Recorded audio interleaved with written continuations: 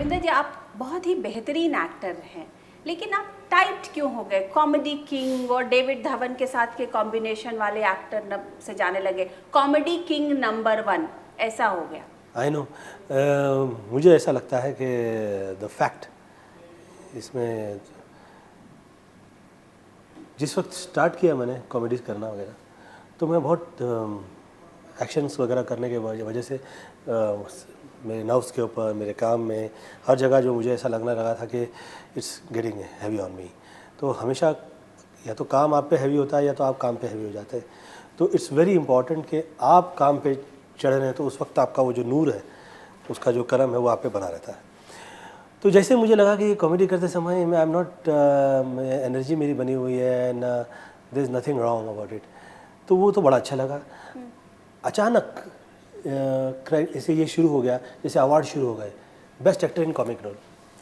तो मैंने कहा यार ये best actor in comic role तुम लोगों ने शुरू किया है, ये बेस्ट एक्टर इन रोमांस क्यों नहीं, बेस्ट एक्टर इन एक्शन क्यों नहीं? Exactly. तो तुम लोग मुझसे डर गए हो कि यार तुम लोगों ने ये नया शुरू किया कि हमेशा गोविंदा आ जाता है, हमेशा बेस्ट एक्टर में गोविंदा आ जाता है, तो वाई यूर, तो उस वक्त तो टाइम वॉज सच।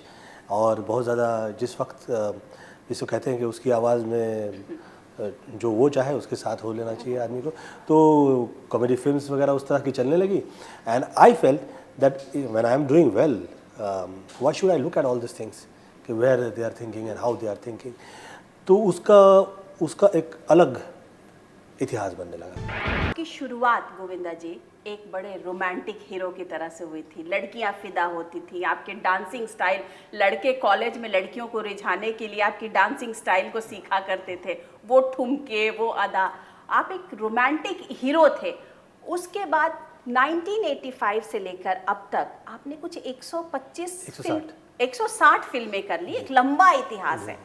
इस इतिहास को when you look back at your own career, आप अपने करियर को खुद को जब देखते हो तो क्या क्या क्या लगता है, क्या खोया क्या पाया? शुरू में यही मकसद था कि फैमिली संभालें, तो कामयाब रहा मुझे, उसकी वजह से ये मेरी माँ की दुआएं मेरे काम आई और आई कुड डू इट। कहते हैं आज भी आपके घर के दरवाजे पे ये लिखा है कि अपनी माँ का पाँव छुओ, माँ के चरणों में जन्नत है। और मैंने माँ के कदम चूमो तो जिंदगी तुम्हारे, कुछ ऐसा है ना कि कदम, सफलता तुम्हारे कदम को चूमेगी। तो मुझे मेरे बहुत से सूफी व्यक्ति में मुझे आए, उन्होंने कहा कि गोविंद इसको तुम दरवाजे पे नहीं, उसको take it to your temple, you know, not on the door. तो आजकल आपके मंदिर में लगा हुआ है। तो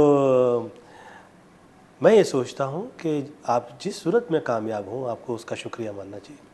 तो शुरू में फैमिली संभालनी थी तो मैं संभाली, फिर उसके बाद नाम करना था वो मिला, फिर उसके बाद एज एन, आप जैसे कह रही हो कि एज एन रोमांटिक एक्टर नाम हुआ, तो फिर उसके बाद एक्शन फिल्म्स कुछ चल गई, फिर उसके बाद कुछ म्यूजिकल चल गई, उसके बाद में Exactly, मैंने सुना कि कुछ पहले तो आपने सबसे पहले अपनी मामा की फिल्म एक साइन की और उसके कुछ तरह से बेहतरीन फिल्में, एक महीने के अंदर कुछ 52 फिल्में साइन कर ली थी। बेहतरीन फिल्में मैंने नहीं, उस वक्त 48 फिल्म्स मैंने की हुई थी।